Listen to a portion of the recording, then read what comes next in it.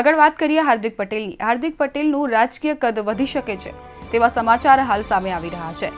હાર્દિક પટેલ અંગે કોંગ્રેસ ટૂંક સમયમાં ફરી સત્તાવાર જાહેરાત કરી શકે છે તેવા સમાચાર હાલ તો સામે આવી રહ્યા છે. રાષ્ટ્રીય યુવા કોંગ્રેસના પ્રમુખ હાર્દિક પટેલને બનાવાય તેવી શક્યતાઓ હાલ વધી રહી છે. ચૂંટણીને લઈને હાર્દિકને જે સ્ટાર પ્રચારક તરીકે ઉતારવામાં આવ્યું હતું તે બાદ હવે ગુજરાતમાં 50 સભાની જે જિમ્મેદારી હતી તે પણ સોંપવામાં આવી હતી. તો કહી શકાય હાર્દિક પટેલનું હવે કોંગ્રેસમાં કદ વધી શકે છે. કોંગ્રેસ ટૂંક જ સમયમાં આ અંગેની સત્તાવાર જાહેરાત પણ કરી શકે છે.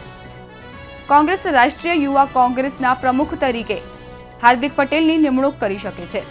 મહત્વપૂર્ણ સમાચાર હાર્દિક પટેલ અંગે મળી રહ્યા છે. કોંગ્રેસના સ્ટાર પ્રચારક હાર્દિક પટેલનું રાજકીય કદ હવે વધી શકે છે.